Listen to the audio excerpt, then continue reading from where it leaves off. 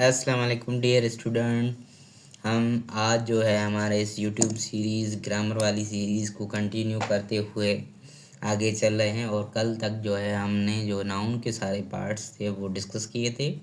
आज जो हम डिस्कस करेंगे वो टॉपिक है प्रोनाउन। तो बेसिकली प्रोनाउन क्या होता है? प्रोनाउन का मतलब कि प्रोनाउन एक वो वर्ड होता है जो कि नाउन की जगह पे यूज़ होता है। ठीक है। अब सर इसका क्या मतलब, ये थोड़ा समझाएं।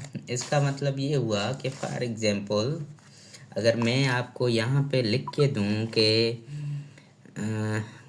कोई एग्जांपल दूँ कि मिस्टर दौलत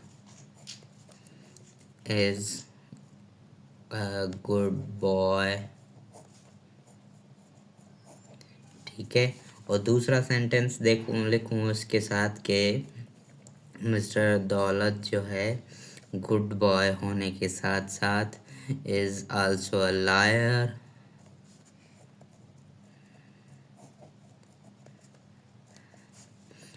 और अगर तीसरा मैं जुमला इसके साथ लिखूं, मिस्टर दौलत लिव्स इन पाकिस्तान,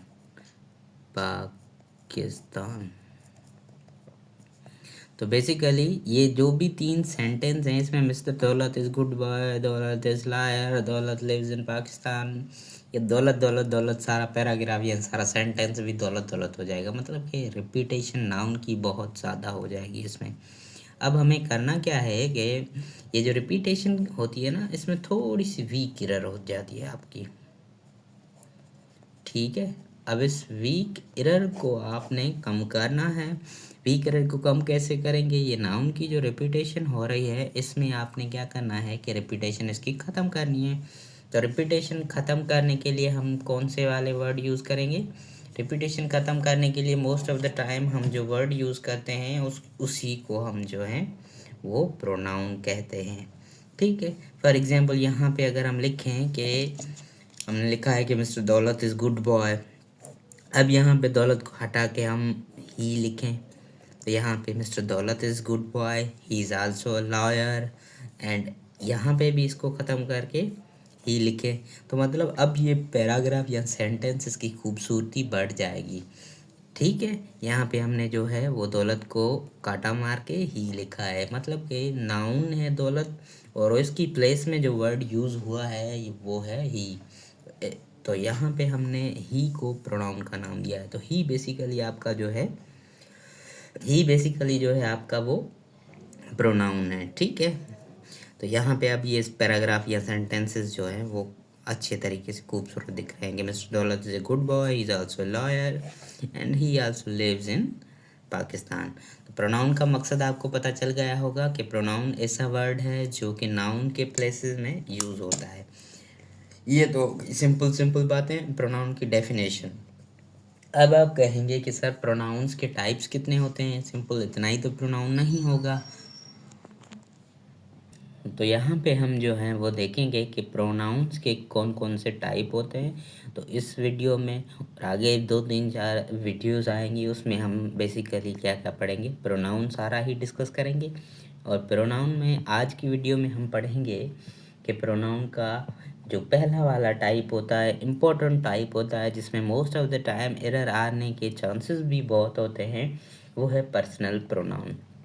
और कल वाली वीडियो में हम डिस्ट्रीब्यूटिव प्रोनाउन, रिफ्लेक्टिव प्रोनाउन पढ़ेंगे और उसके आगे जो है हम वो रिलेटिव प्रोनाउंस और रेसिप्रोकल प्रोनाउंस डिस्कस करेंगे, ठीक है। तो आज हम पढ़ेंगे कि प्रोनाउंस के कितने टाइप होते हैं। प्रोनाउंस के बेसिकली बहुत सारे टाइप होते हैं, जो भी एग्जाम ओरिएंटेड हैं, जो भी इम्पोर्टेंट हैं, वो हम इन वीडियोज़ में डिस्कस करेंगे। तो बेसिकली सबसे पहले प्रोनाउंस का जो इम्पोर्टेंट टाइप है वो है आपका पर्सनल प्रोनाउन।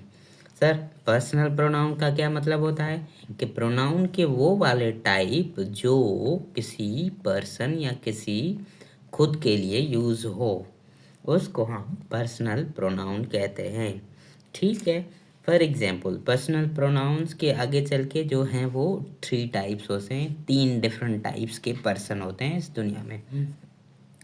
एक वो वाले जो बातचीत कर रहे होते हैं, ठीक है। दूसरे वो वाले जो सुन रहे होते हैं, और तीसरे वो वाले जिसके बारे में बात की जा रही होती है।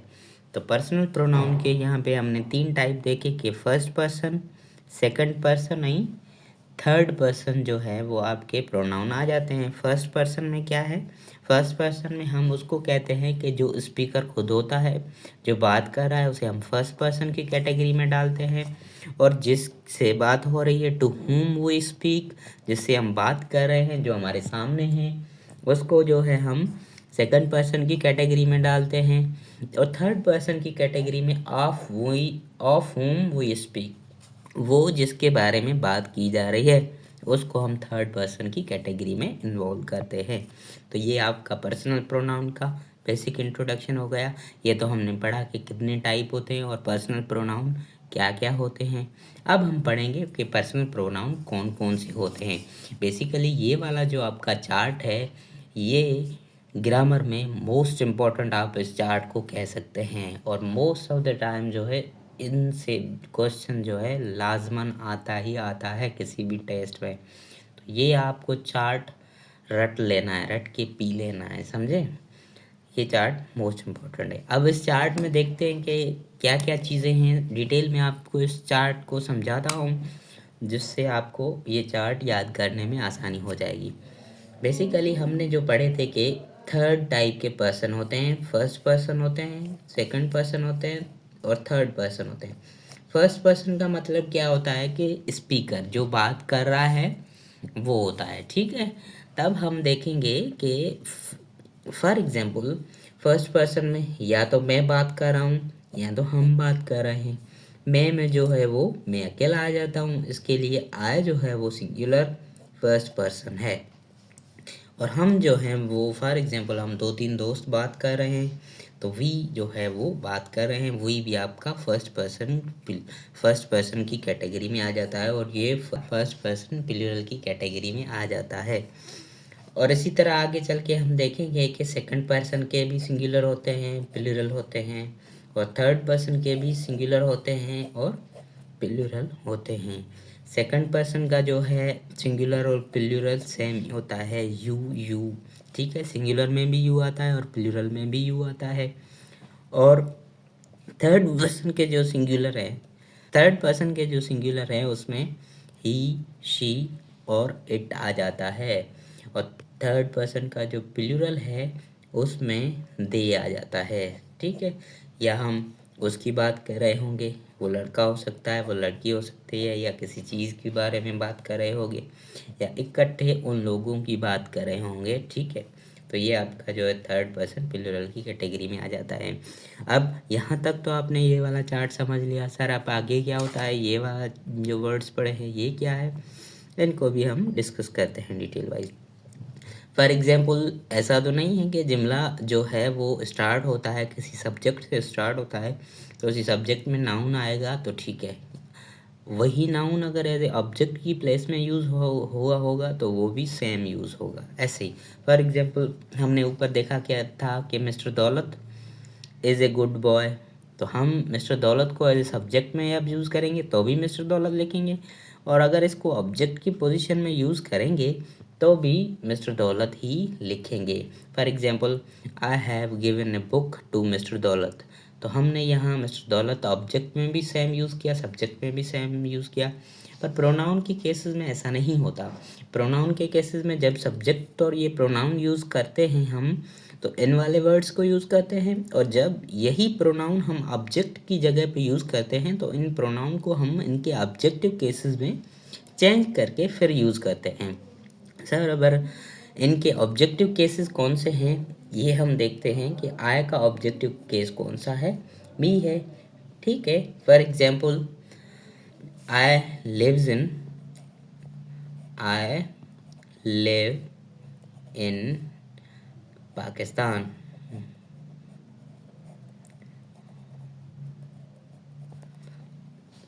I live in Pakistan. तो ये हमने आई जो है आपका सब्जेक्ट की पोजीशन पे यूज़ किया हुआ है, इसलिए हमने जो है इस प्रोनाउन का सब्जेक्टिव केस यूज़ किया है। अगर हम इसी आई प्रोनाउन को ऑब्जेक्ट की जगह पे यूज़ करेंगे, जैसे कि फॉर एग्जांपल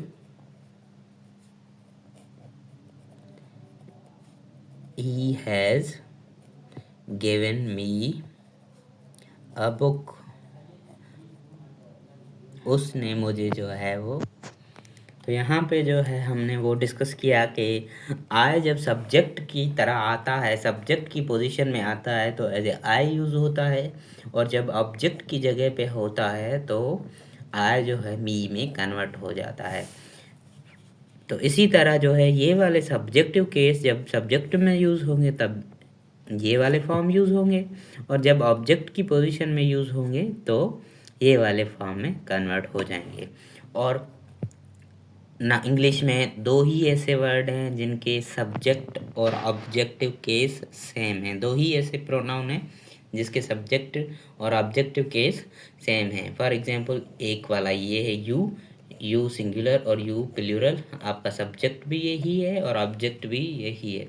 और दूसरा जो है इट, इट आपका सब्जेक्टिव केस भी यही है और ऑब्जेक्टिव केस भी सेम है। तो यहाँ तक हमने ये वाला चार्ट समझ लिया, और इसके बाद जो है उसके पजेसिव एडजेक्टिव आ जाते हैं। आई का पजेसिव एडजेक्टिव माय होता है और पजेसिव प्रोनाउन इसका माइन होता है। इसका वी का जो है पजेसिव एडजेक्टिव अवर होता है और पजेसिव प्रोनाउन अवर्स होता है। और इस तरह से ये जो है आगे सारे चल के ही का हिज होता है और शी का हर होता है, हर्स होता है।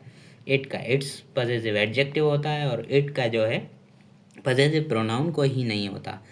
पजेसिव एडजेक्टिव दे का जो है वो देयर होता है एंड पजेसिव प्रोनाउन देयर्स होता है। बेसिकली यहाँ तक आप ये समझें, और फिर आगे चल के हम इसको अच्छे तरीके से डिस्कस करें, इसके क्वेश्चंस करके फिर इस चार्ट पे आते हैं, ये इस वाले पोर्शन पे आते हैं, इसको हम फिर आगे डिस्कस करते हैं डिटेल में। अब हम देखेंगे कि ये जो सब्जेक्ट केस कहाँ पे यूज़ होता है और ऑब्जेक्टिव केस जो है आपका कहाँ पे यूज़ होता है। तो बेसिकली पहले हम पढ़ेंगे यूजेस ऑफ सब्जेक्टिव केस, ठीक है। नंबर 1 सब्जेक्ट केस कहाँ पे यूज़ होता है। नंबर 1, जो भी सेंटेंस में आपका वर्ब आता है उसके पहले जो है वो सब्जेक्टिव केस यूज़ होता है। जैसे कि for example I go, we go, ये बचपन में आपने पढ़े होंगे कि I go, we go, she go, he go, it go. It go तो नहीं होगा, आई गो होगा, ठीक है। तो ये जो है वर्ब के आगे एक सब्जेक्टिव केस यूज़ होता है आपका। और दूसरी इसकी जो पॉइंट है वो बड़ी इम्पोर्टेंट पॉइंट है, वो आपको जो है याद रखनी है, और एरर जो है मोस्ट ऑफ द टाइम उसी चीज़ में आती है, ठीक है। दूसरी चीज़ आपकी कौन सी है। फॉर एग्जांपल जब आपका बी जो है वो एज ए मेन वर्ब तो यूज़ हुआ है, क्या बी जब है, बी का वर्ब जो है, बी का मतलब सिर्फ बी नहीं होता, बी का मतलब जो भी आपके बी के फॉर्म होते हैं, कौन कौन से फॉर्म होते हैं, इज, एम, आर, ये इसके प्रेजेंट फॉर्म है, और वाज, वर इसके जो है वो पास्ट फॉर्म आ जाते हैं, और बी खुद इसमें आ जाता है, बीन भी इसमें आ जाता है, और बींग भी इसमें आ जाता है, ठीक है। इसका मतलब कि बी जब आपका मेन वर्ब तो यूज़ हुआ है किसी भी सेंटेंस में, तब आपको जो है बी के साथ आपने हमेशा हमेशा ये याद रखें कि सब्जेक्टिव केस ही यूज़ करना है, ठीक है। जैसे कि फॉर एग्जांपल सर ये बात समझ में नहीं आई, थोड़ा एग्जांपल्स का दें, तो हम नीचे इसके एग्जांपल्स देखते हैं। जैसे कि हम कभी कभी बोलचाल की भाषा में यही बोल देते हैं कि it's me,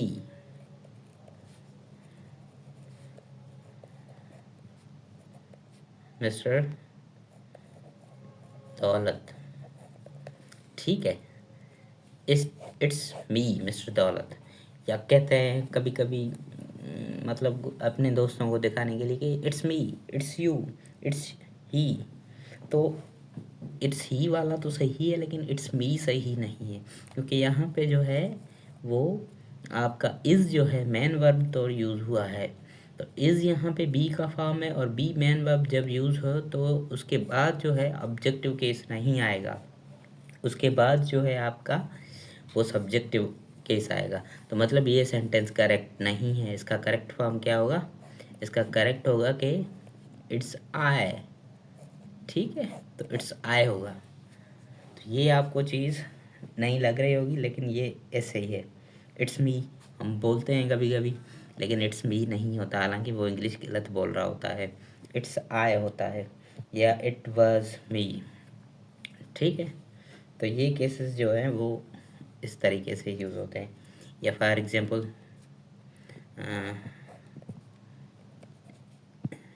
it's him over here. For example अगर कोई एक बंदा है, दूसरे बंदे से पूछ रहा है, एक बंदा है जो इस बंदे से पूछ रहा है कि वो वाला तीसरा नंबर बंदा कहाँ है, तब ये दूसरा जवाब जो देता है कि इट्स हिम, ये वो है, वो कहाँ, वहाँ पे, इट्स हिम ओवर हेयर, ये वो वहाँ पे है। ठीक है, तो इसने जवाब दिया इस तरीके से। तो ये बोलचाल की भाषा में जो है वो चल जाता है इट्स हिम ओवर हेयर, लेकिन ये एग्जैक्ट सही नहीं है। बेसिकली यहाँ पे इट्स का क्या मतलब है? इट्स का मतलब है कि इट इज़। ठीक है, इट इज़। मैंने क्या कहा था कि इट इज़ जब आए, इज़ जब मैन वर्ब तो यूज़ हो, तब उसके बाद ऑब्जेक्टिव केस नहीं आएगा, उसके बाद आपका जो है सब्जेक्टिव केस आएगा। और ही का आपने हिम का सब्जेक्टिव केस जो है वो ही है, हिम नहीं है।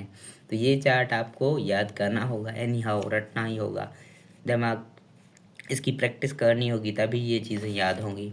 तो यहाँ पे क्या होगा? It's he over here. ठीक है, तो ये इस तरीके से करेक्ट होगा। तो यहाँ पे हमने जो है सब्जेक्टिव केसेस के यूज़ पढ़े। सब्जेक्ट जो है, सब्जेक्टिव केसेस दो ही जगह पे यूज़ होते हैं, एक तो सेंटेंस में वर्ब के आगे यूज़ होते हैं, और दूसरा जो है बी का वर्ब जब आपका मेन वर्ब तो यूज़ हुआ है, बी के फॉर्म का मतलब होता है कि ये सारे वर्ब, बी का मतलब is, am, are, was, verb, be, been, being, ये जब भी आपके एज ए मैन वर्ब तौर यूज़ हुए हैं तो उसके बाद आपने हमेशा ऑब्जेक्टिव केस लगाना है। सब्जेक्टिव के सॉरी, उसके बाद हमेशा आपने सब्जेक्टिव केस लगाना है, ऑब्जेक्टिव केस जो है वो नहीं लगाना। तो ये हमारे यहाँ पे जो है सब्जेक्टिव केसेस के यूजेस ख़त्म होते हैं। अब हम देखते हैं कि ऑब्जेक्टिव जो है केसेस वो कहाँ पे होते हैं। Uses of objective cases.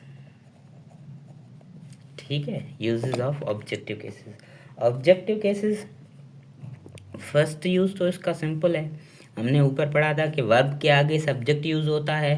तो यहाँ पे क्या पढ़ेंगे कि सब्जेक्ट फॉर एग्जांपल अगर वर्ब के आगे यूज होता है तो वर्ब के बाद जो है ऑब्जेक्टिव केस आपका यूज होगा। इतनी तो बात आपको ही पता होगी, सेंटेंस में सब्जेक्ट ऑब्जेक्ट और वर्ब आ जाता है, उनकी पोजीशन ये होती है कि वर्ब के आगे सब्जेक्ट और उसके पीछे ऑब्जेक्ट आ जाता है। हमने डिटेल में डिस्कस किया हुआ है कि वर्ब के बाद ऑब्जेक्ट कब होता है, वो हमारी जो पिछली वाली वीडियो थी सब्जेक्ट वर्ब ऑब्जेक्ट आइडेंटिफिकेशन वाली वीडियो, उसकी लिंक आपको नीचे मिल जाएगी, वो आप देखेंगे तो उसमें डिटेल में आपको समझ में आ जाएगा। तो हमने डिस्कस किया था कि सब्जेक्ट जो वर्ब के बाद ऑब्जेक्ट तभी होगा जब वाट या होम का रिप्लाई हो। ठीक है, तो मोस्ट ऑफ द टाइम ये वाले जो प्रोनाउन चार्ट में हमने पढ़े थे वो जब यहाँ पे आएंगे तो उनका ऑब्जेक्टिव केस यूज़ होगा। फॉर एग्जांपल अगर हम यूज़ करते हैं कि ही गिव्स, अगर he gives me a book, उसने मुझे एक बुक दिया, किताब दिया, तो ही जो है सब्जेक्ट की जगह पे यूज़ हुआ, इसलिए हमने इसका सब्जेक्टिव केस यूज़ किया है। और गिव्स के बाद जो है ऑब्जेक्टिव केस आएगा। अगर यहाँ पे सब्जेक्टिव केस आता तो हम आए लिखते, लेकिन यहाँ पे ऑब्जेक्टिव केस आना था, इसलिए हमने जो है यहाँ पे जो हो मी लिखा है, क्योंकि आई का जो है ऑब्जेक्टिव केस मी होता है। ठीक है, तो इस तरीके से ये फर्स्ट इसका यूज है ऑब्जेक्टिव केसेस का। और इसका सेकंड यूज़ क्या है? इसका सेकंड यूज़ भी हमने उसी वीडियो में डिस्कस किया था कि जब भी आपका प्रीपोजिशन आए, क्या प्रीपोजिशन इसको बोलो या प्रेपोजिशन, जो भी बोलो, जब भी आपका प्रीपोजिशन आए तो उसके बाद हमेशा जो है आपने ऑब्जेक्टिव केस यूज़ करना है। ठीक है बेटा, उसके बाद जो है हमेशा आपने क्या करना है, ऑब्जेक्टिव केस यूज़ करना है। फॉर एग्जाम्पल, अगर मैं यहाँ पे एक सेंटेंस लिख रहा हूँ कि she divided money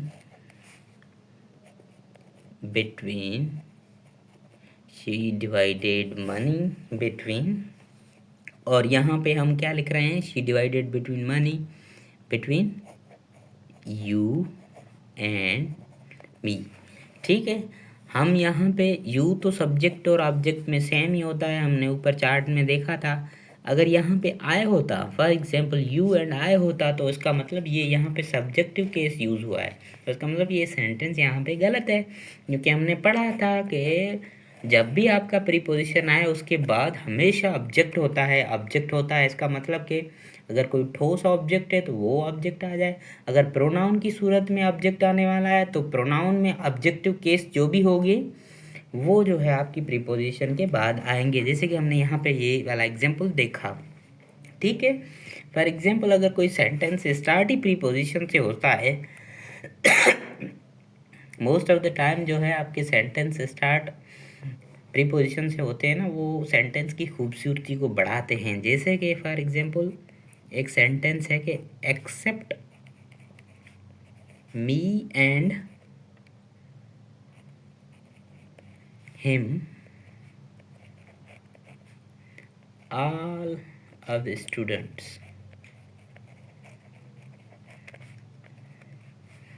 were there। तो यहाँ पे हमने क्या देखा कि all of the student of were there, ये एक आपका अलग क्लॉज है। ये क्लॉज क्या होता है सर? ये आप हमने क्लॉज वाली वीडियो पढ़ाई है अच्छे तरीके से, वो आपको नीचे डिस्क्रिप्शन में लिंक उसका मिल जाएगा, वहाँ पे आप देख लेना। और यहाँ पे आप देखें कि all of the student were there, सब स्टूडेंट वहाँ थे एक्सेप्ट मेरे और इसके। ठीक है, तो यहाँ पे जो एक्सेप्ट है आपका पार्ट ऑफ स्पीच में प्रीपोजिशन हो जाता है। एक्सेप्ट जो है आपका पार्ट ऑफ स्पीच में प्रीपोजिशन हो जाता है। प्रीपोजिशन के बाद हमेशा ऑब्जेक्टिव केस आएंगे, तो यहाँ पे ये हमने सही लिखा हुआ है। ऐसे नहीं हो सकता कि एक्सेप्ट आई एंड ही, तो उसका मतलब ये यहाँ पे गलत हो जाएगा। ठीक है, तो आपने ये भी ख्याल करना है कि ऑब्जेक्टिव केस दो ही जगह पे यूज़ होते हैं, एक सब्जेक्ट के बाद में और दूसरा प्रीपोजिशन के बाद में, जो कि हमने पहले ही डिस्कस किया हुआ है। जैसे जैसे आगे वीडियोस आते जाएंगे उनका कहीं ना कहीं लिंक जो है पीछे वाले वीडियोस में ज़रूर होगा, इसलिए आपने क्या करना है कि सब वीडियोस डिटेल में देखने हैं। ठीक है बेटा, तो ये वाले हमने जो हैं वो डिस्कस किए यहाँ पे कि सब्जेक्टिव केस कहाँ पे यूज़ होता है और ऑब्जेक्टिव केस आपका कहाँ पे यूज़ होता है। ठीक है, इसी टॉपिक को आगे कंटिन्यू करते हुए हम कुछ एक नई चीज़ पढ़ेंगे कि सर बट हमें बहुत कंफ्यूज करता है। बट जो है वो बट के साथ कभी कभी आपका जो है ऑब्जेक्टिव केस यूज़ हो रहा है और बट के साथ कभी कभी बट के साथ आपका सब्जेक्टिव केस भी यूज़ हो रहा है। तो चले आज हम क्लियरिफाई करते हैं कि बट के बाद ऑब्जेक्टिव केस आता है या सब्जेक्टिव। जो भी कॉन्सेप्ट आप पढ़ रहे हैं उसको डिटेल से पढ़ें, अगर बेसिक से नहीं पढ़ेंगे तो आपको वो कॉन्सेप्ट समझ में नहीं आएगा, सारी ज़िंदगी कंफ्यूज करता रहेगा। इसलिए हम आज ये टॉपिक बेसिक से पढ़ते हैं कि बट जो है वो इंग्लिश लैंग्वेज में दो तरीके से काम करता है। बट आपका एक प्रीपोजिशन की तरह काम करता है, प्रीपोजिशन, ठीक है, और दूसरा जो है बट आपका कंजंक्शन की तरह काम करता है।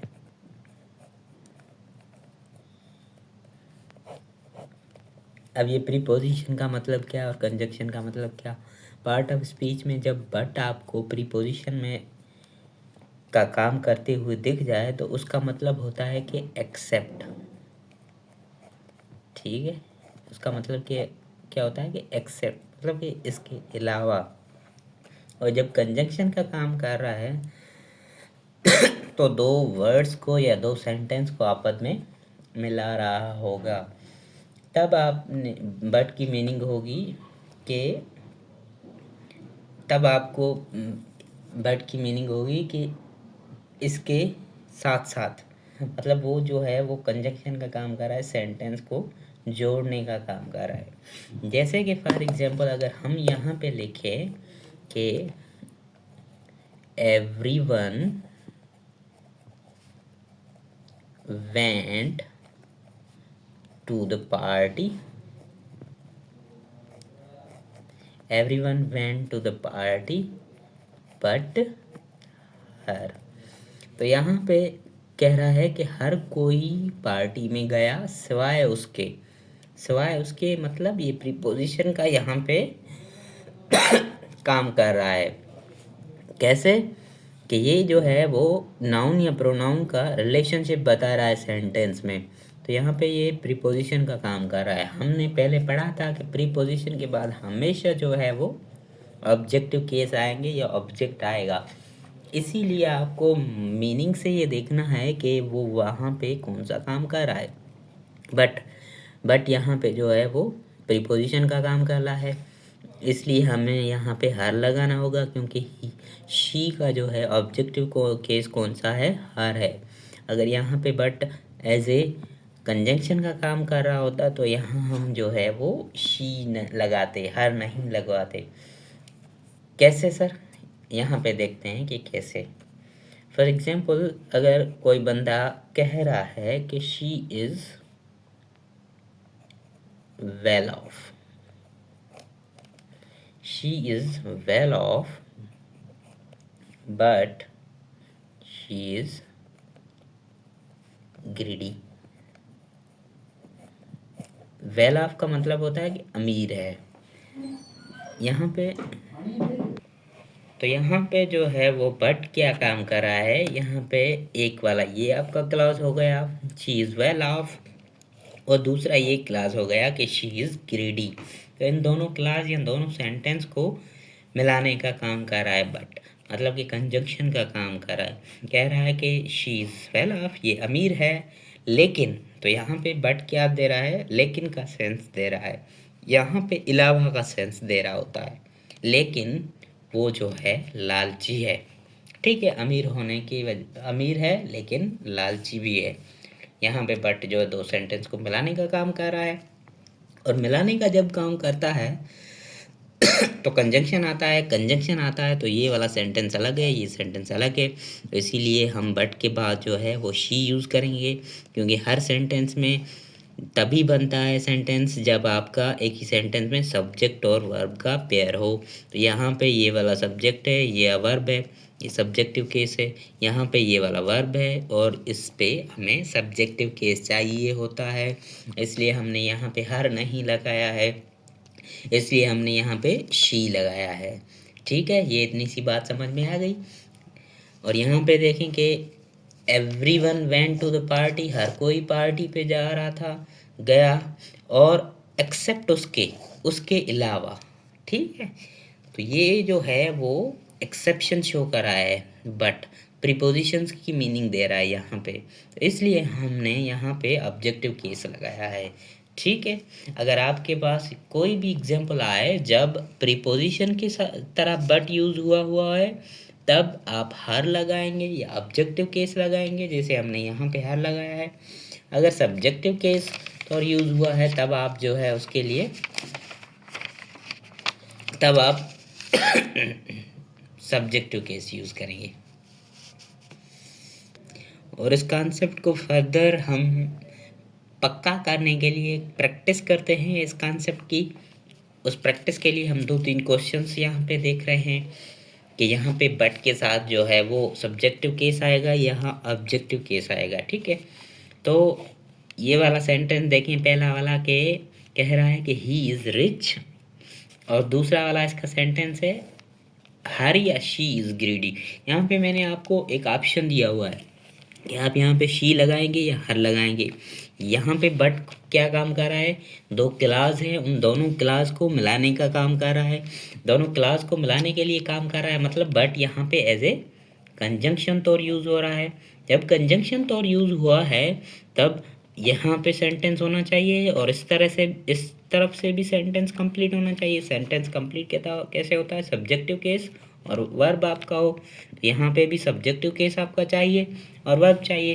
तो हर और शी में सब्जेक्टिव केस कौन सा है, उम्मीद करता हूँ कि आपने चार्ट अच्छे से याद किया होगा।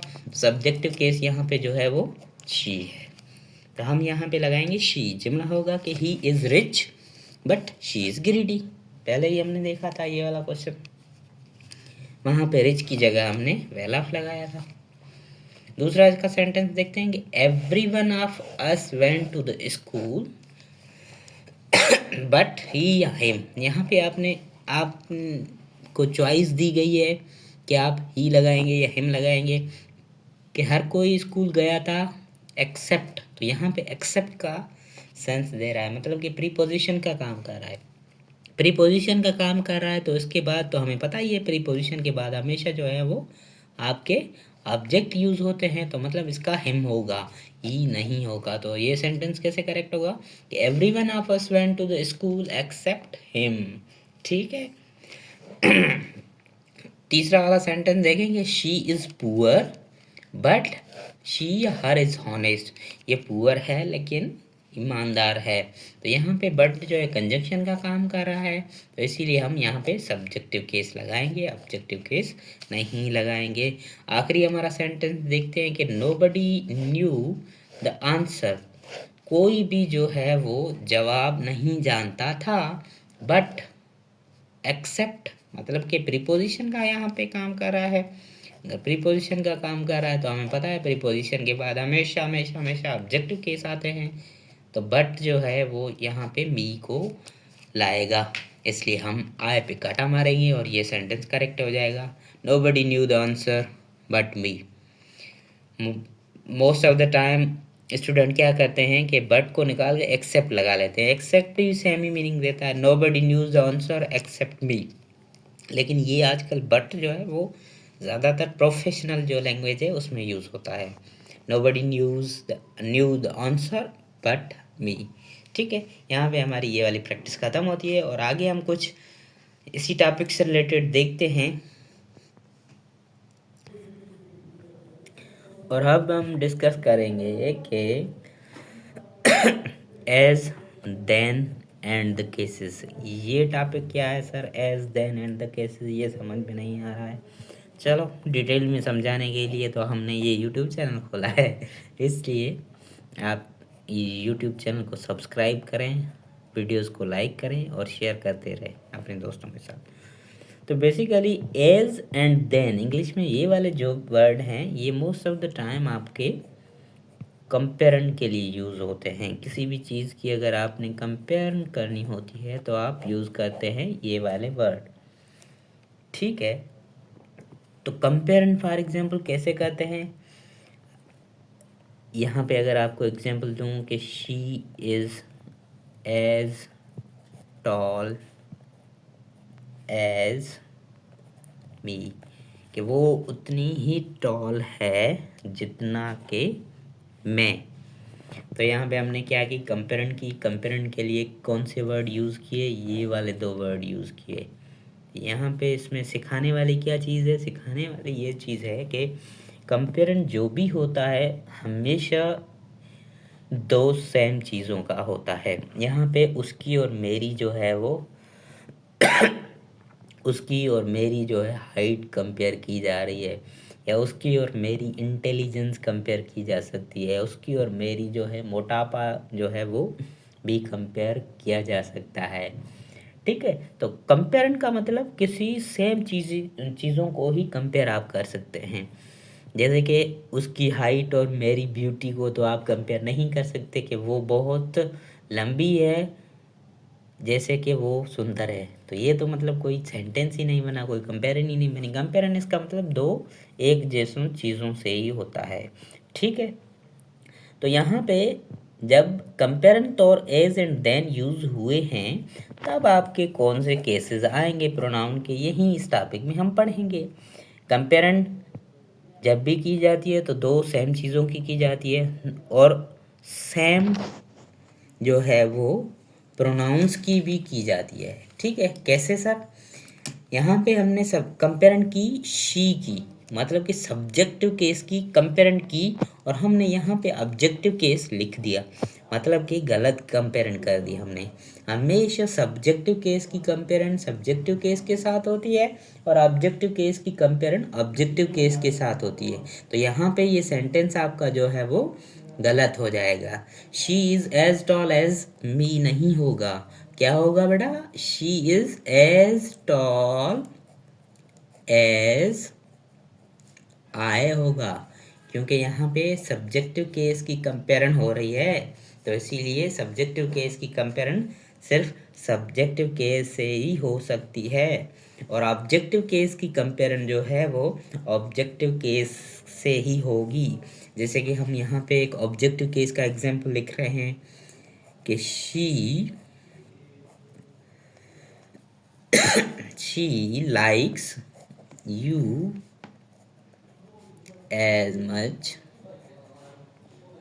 as me, वो जितना तुम्हें पसंद करती है उतना ही मुझे पसंद करती है।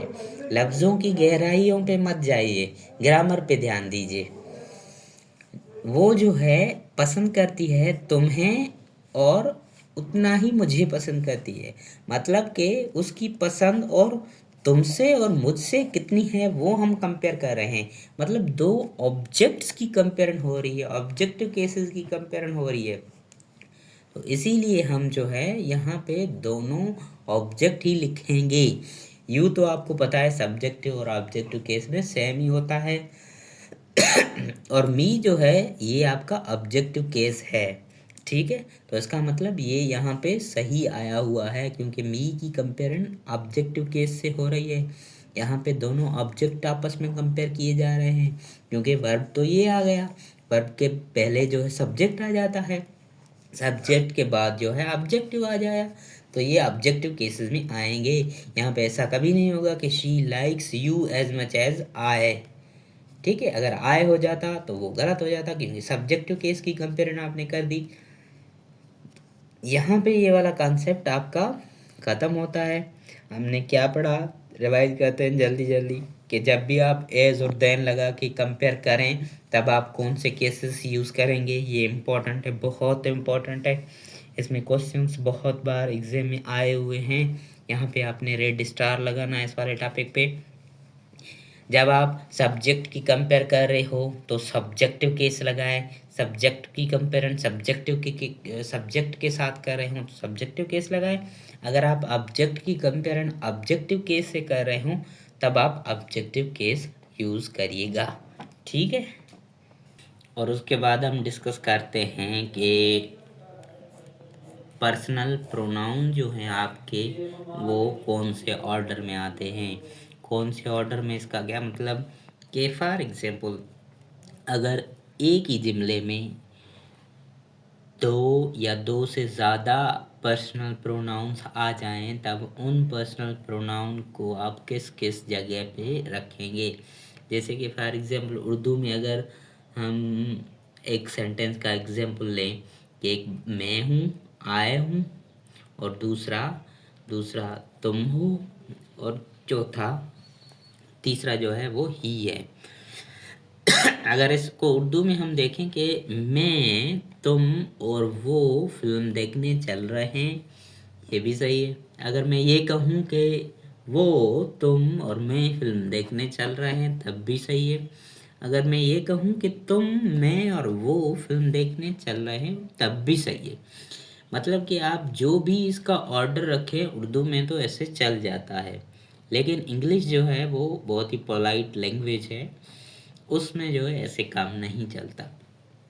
उसमें हमेशा जो है वो प्रोनाउंस का ऑर्डर जो है वो 2, 3, 1 होता है। ये आपको फार्मूला याद रखना है। 231। अब 231 का क्या मतलब है कि इंग्लिश बहुत पोलाइट लैंग्वेज है। जब भी इंग्लिश या गोरे जब आपस में बात करते हैं तो सामने वाला जो बंदा होता है पहले उसे इम्पोर्टेंस देते हैं, और फिर जो है बंदा नहीं होता उसको इम्पोर्टेंस देते हैं, और जो है आखिर में एट द एंड जो है अपने आप को इम्पोर्टेंस देते हैं। इसीलिए ये रूल बना हुआ है। हमारे यहाँ क्या है, हमारे यहाँ तो पहले तेरा भाई आएगा, उसके बाद तू आएगा, और उसके बाद जो नहीं है वो आएगा। तो ऐसा नहीं होना चाहिए। पहले जो है जिससे आप बात कर रहे हो उसको ही इम्पोर्टेंस देनी चाहिए। ठीक है। अब यहाँ पे हम इसका एग्जाम्पल देखें तो ये होगा कि कोई अगर सेंटेंस है उसमें आपने यूज़ किया हुआ है you, I and he are going to the party. ठीक है। अगर ये तीनों पर्सनल प्रोनाउन एक ही सेंटेंस में यूज़ हुए हैं तब आप इसका ऑर्डर क्या रखेंगे। ये हमने यहाँ पे गलत रखा हुआ है, क्योंकि हमेशा जो है वो सेकंड पर्सन पहले आता है, तो हमने रखा ही पहले है। और दूसरी पोजीशन पे जो है वो आय नहीं आता, दूसरी पोजीशन पे ही आएगा और तीसरी पोजीशन पे आय आएगा। तो यहाँ पे इस सेंटेंस को हम जब रीस्ट्रक्चर करेंगे तो आएगा यू कामा ही एंड आई होगा। ठीक है। You, he and I are going to the party. अब बहुत सारे स्टूडेंट पूछेंगे कि सर आई के साथ तो एम लगता है, यहाँ पे आपने आर क्यों दिया हुआ है। तो ये आर जो है बेसिकली इन तीनों सब्जेक्ट के लिए आया हुआ है। जो हम आगे चल के सब्जेक्ट वर्ब एग्रीमेंट डिटेल में डिस्कस करेंगे तब इसका जिक्र आएगा, तभी अच्छे तरीके से वहाँ पे पढ़ेंगे। अब सिर्फ आप यहाँ पे सिर्फ आप इतना ही ध्यान रखें कि यहाँ पे आर आएगा, और यहाँ पे हमने आर्डर जो है अपना कौन सा रखा है, सही रखा है। इसका दूसरा एग्जांपल अगर हम दे दें सब्जेक्ट में तो सर यही है। अगर ये तीनों फॉर एग्जांपल ऑब्जेक्टिव केसेस में ऑब्जेक्टिव की जगह पे आए तब क्या होगा।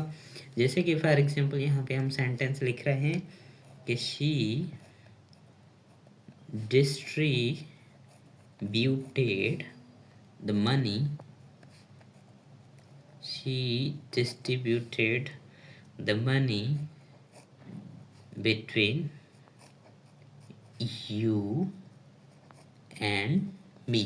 यहाँ पे हमने क्या रखा, 231 वाला फार्मूला यूज़ किया। अगर फॉर एग्जांपल 3 नहीं है पर्सनल प्रोनाउन, 2 ही हैं, तो जो 2 है उसको इसी कैटेगरी से रखेंगे। यहाँ पे आपका थर्ड पर्सन सिंगुलर नहीं है तो सिर्फ 21 आएगा, पहले दूसरे नंबर वाला सेकंड पर्सन प्रोनाउन आएगा और उसके बाद फर्स्ट पर्सन प्रोनाउन आएगा ऑब्जेक्टिव केसेस में। तो यहाँ पे हमने ये सही लिखा हुआ है। ठीक है। जब आपका जनरल कभी कोई बात की जा रही हो तो 231 वाला फार्मूला लगेगा, पहले सेकंड पर्सन फिर थर्ड पर्सन और उसके बाद फर्स्ट पर्सन।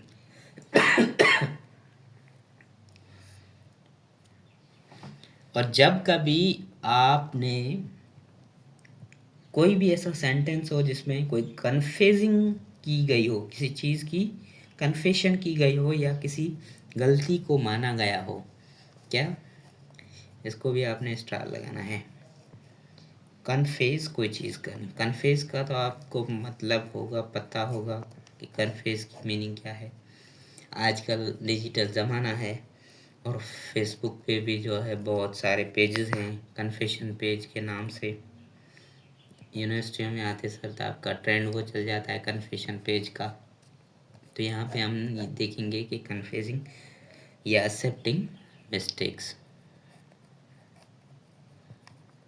जब आप किसी जुमले में देखें कि कोई गलती मानी गई हो या कोई कन्फेस किया गया हो किसी चीज़ का, तब ये आर्डर जो है वो चेंज हो जाएगा।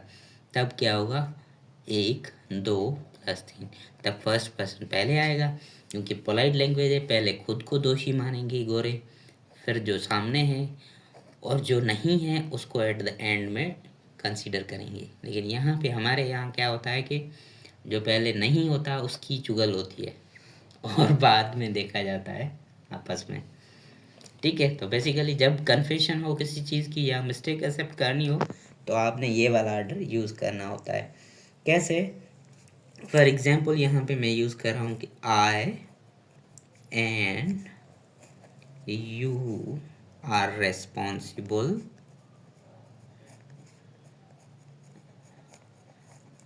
For loss. तो यहाँ पे मैं जो है कह रहा हूँ कि I and you are responsible for the loss. किसी चीज़ की, किसी गलती की कन्फेशन हो रही है, तब हमने जो है वो आई को पहले रखा हुआ है और यू को बाद में रखा हुआ है। और इस जुमले में थर्ड पर्सन नहीं है, अगर नहीं है तो छोड़ दें, अगर है तो थर्ड पर्सन की पोजीशन होगी। तो इसी तरीके से जो है वो हमारा यहाँ पे प्रोनाउन का पहला वीडियो ख़त्म होता है। इसमें हमने आज क्या क्या पढ़ा? हमने पढ़ा कि पर्सनल प्रोनाउंस क्या होते हैं, प्रोनाउन खुद क्या होता है, प्रोनाउन का जो चार्ट है वो पढ़ा, सब्जेक्टिव केसेस कहाँ यूज़ होते हैं, ऑब्जेक्टिव केसेस कहाँ यूज़ होते हैं, बट के आगे या पीछे जो है ऑब्जेक्ट आएगा या सब्जेक्ट आएगा, और जब आप कंपेयर कर रहे हो तब क्या क्या चीज़ें आएगी, और प्रोनाउंस का हमने ऑर्डर पढ़ा। अब इसी टॉपिक से रिलेटेड कुछ क्वेश्चंस देखेंगे और उसके बाद दूसरे टॉपिक पे चलेंगे जो दूसरा टाइप है प्रोनाउन। तो फर्स्ट ऑफ ऑल पहला क्वेश्चन है, वो कह रहा है कि it was me who was responsible for making all the arrangement. वो मैं था जो सारी अरेंजमेंट करने का ज़िम्मेवार हूँ। ठीक है, it was me who was responsible for making all the arrangement. आप सबसे पहले ये वीडियो पॉज करें, गलतियाँ इसमें ढूंढें, अगर फिर नहीं आ रहा तो फिर देखिए आप कि मैं कैसे एक्सप्लेन कर रहा हूँ। यहाँ पे हमने पढ़ा था कि बी की जब भी वर्ब जो है मेन वर्ब तो यूज़ हुई है, उसके बाद जो है ऑब्जेक्टिव केस कतई नहीं आएगा, उसके बाद जो है आपका सब्जेक्टिव केस आएगा। यूजेस ऑफ सब्जेक्टिव केस ने ये पढ़ा था। तो यहाँ पे आएगा कि इट वाज आई, ये हु आपका रिलेटिव प्रोनाउन है, ये इसको रिलेट कर रहा है। ये रिलेशन जो है हम रिलेटिव प्रोनाउन आगे चल के पढ़ेंगे कि इट वाज मी नहीं आएगा, it was I who was responsible, जो कि इस सारे अरेंजमेंट का जिम्मेवारी ली हुई है। ठीक है, इसी तरह हम दूसरा सेंटेंस यहाँ पे देखते हैं कि accept for you and I every, यहाँ पे एवरी वन आएगा। ये सॉरी, ये गलती नहीं है, ये वैसे ही प्रिंटिंग मिस्टेक है।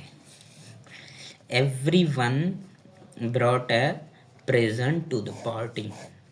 यहाँ पे प्रेजेंट का मतलब प्रेजेंट वर्ब नहीं है, प्रेजेंट मतलब हाजिर नहीं होना। यहाँ पे ये प्रेजेंट यहाँ पे नाउन है। नाउन कैसे है सर?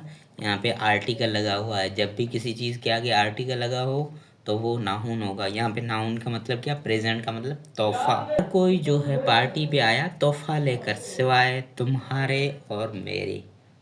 ठीक है, तो ये प्रेजेंट का मतलब मौजूद होना नहीं है यहाँ पे पार्टी। जैसे मैंने कैसे ये क्लिक कर लिया यहाँ पे कि ये नाउन है, प्रेजेंट का मतलब यहाँ पे तोहफा है। अगर आप भी डिटेल में हमें फॉलो करेंगे, प्रैक्टिस करेंगे, अपने नोट्स बनाएंगे, रेगुलर वीडियोस देखते रहेंगे, तो जो है आपकी भी English day by day improve होती जाएगी। ठीक है, चलो क्वेश्चन पे आओ। क्वेश्चन पे हमने पढ़ा था कि प्रीपोजिशन के बाद हमेशा जो है आपके ऑब्जेक्टिव केसेस आते हैं। तो यहाँ पे ये सेंटेंस स्टार्ट ही प्रीपोजिशन से हुआ है, except you and I. You तो सब्जेक्टिव केसेस सेम होता है, ऑब्जेक्टिव केसेस भी सेम होता है, और आई यहाँ नहीं आएगा, यहाँ क्या आएगा? आपका मी आएगा। Except for you and me everyone brought a present to the party. मेरे और तुम्हारे अलावा हर कोई पार्टी में कोई न कोई तोहफा लाया। ठीक है, चौथे सेंटेंस पे चलते हैं। He promised to get in touch with my self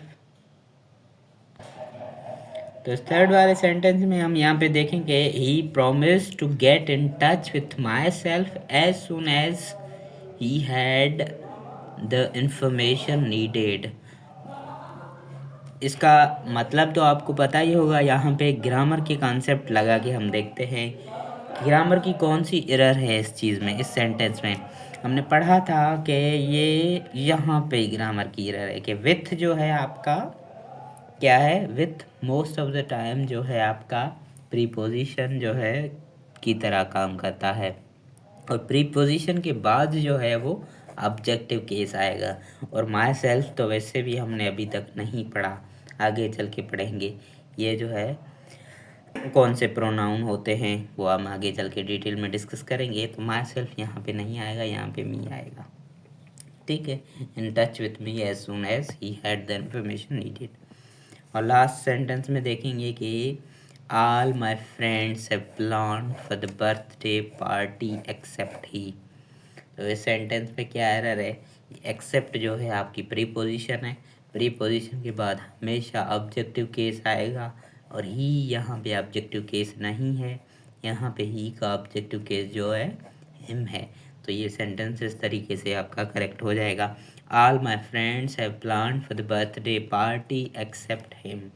मेरे सारे दोस्तों ने जो है बर्थडे पार्टी की प्लानिंग जो है की हुई है सिवाय उसके, ठीक है। उसके यहाँ पे हिम तो सही था, लेकिन अगर उसके होता तो शायद कुछ बात और बनती। चलें छोड़ें इसको, यहाँ पे हमारी ये वीडियो कंप्लीट होती है। इंशाल्लाह हम आगे वाले हमारे 2-3 वीडियोस में जो है प्रोनाउन कंप्लीट करेंगे, और उसके साथ साथ जो है हम वीडियोस हमारे ग्रामर से रिलेटेड अपलोड करते रहेंगे। सोचा तो बहुत कुछ है यहाँ इस यूट्यूब चैनल पे, कंटेंट बहुत सारा आप स्टूडेंट्स के लिए अपलोड करेंगे। Thank you.